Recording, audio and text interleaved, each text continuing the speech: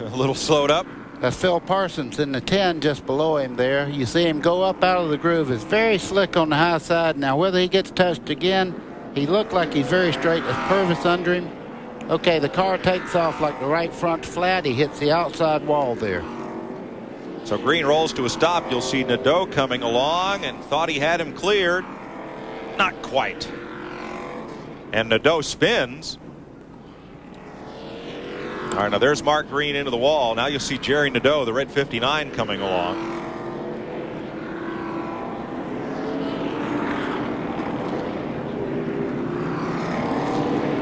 He just clipped him a little bit on the left front. You see Mike Dillon going around there, hitting the inside wall. That was a pretty hard lick there. Jeff Green had a car immediately to his right, so he could not clear Nadeau's car on the right side. Let's show you what Dick Trickle saw. Just your average short track day at the races.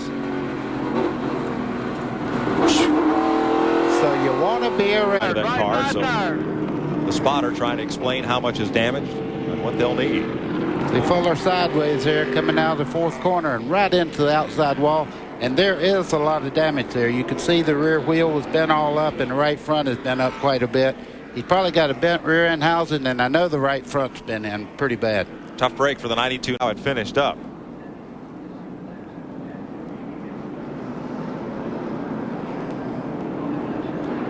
Looks like there might have been a little bit of contact between the two cars getting in there. Purvis might have got into the left rear of LaJoie, and up the racetrack he goes. That's about as easy as you can hit here, though. I think Randy.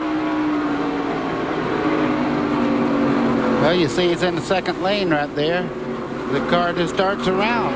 And I didn't see it ever wiggle or anything. I think he just got out there, got in the dust of the outside part of the racetrack, and it turned around on him. Field goes by. Whoa. Hello, folks. Well, the guys who started aren't the ones who end up in trouble. Well, right here's the trouble. You see there, Larry Pearson gets into the side of Combs, and behind him, everything backed up, and Phil Parsons had to spin. Around went the 40 car of Tim Fedowa, the Kleenex machine, and everybody else scatters for running room. Boy, McLaughlin made a great move there. That's him in the back part of the screen there in the 34. He just barely got by. Now, if you were a bird sitting on the fence, here's what you would have seen. The bird would be all right on the fence. It's the people coming at him. Oh, somebody got up into the wall there. Was that Hermie?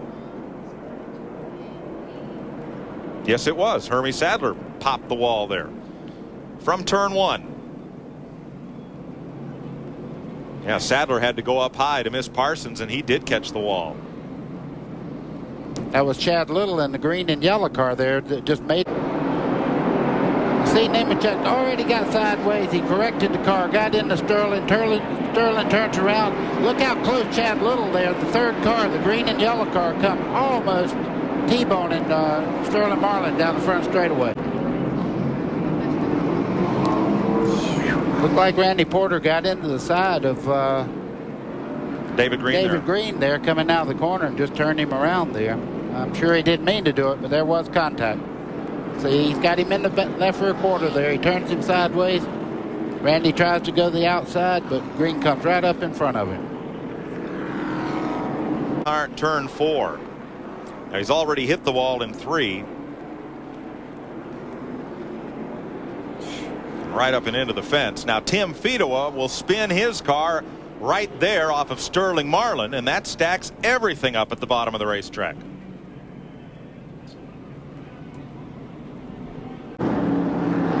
Mike's up in the high side there. You can see how slick this track is once you get out of the groove. Look at it cross up right here as he starts off the corner. He corrects back. Now it takes a set back towards the outside wall. You better get on the binders there. Buddy, is that a characteristic of the radial tire? When you try to correct, you'll see McLaughlin try to correct, and then the tire, does it suddenly get a bite and just send the car the other way? Well, you see he's turned into the slide right there. Now watch it take a set back this way. You're along for the ride. See what happened.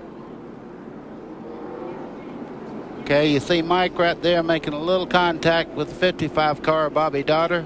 He goes the length of the front straightaway. You can see the fire flying out from under the car's right front flap. Oh, that's a hard lick.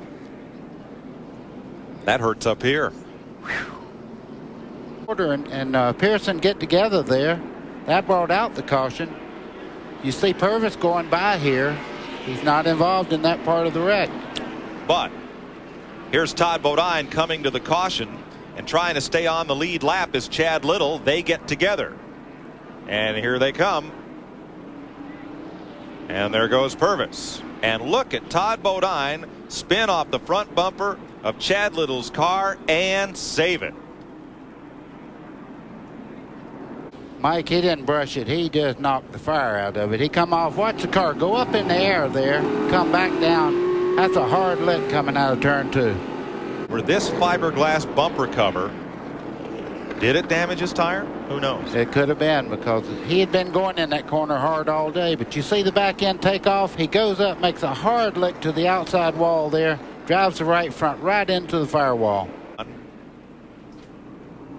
Well, kind of looked like Randy came back down to the bottom groove and Elton was already there. Hard to say. Just not enough room at that part of the racetrack for 2 cars.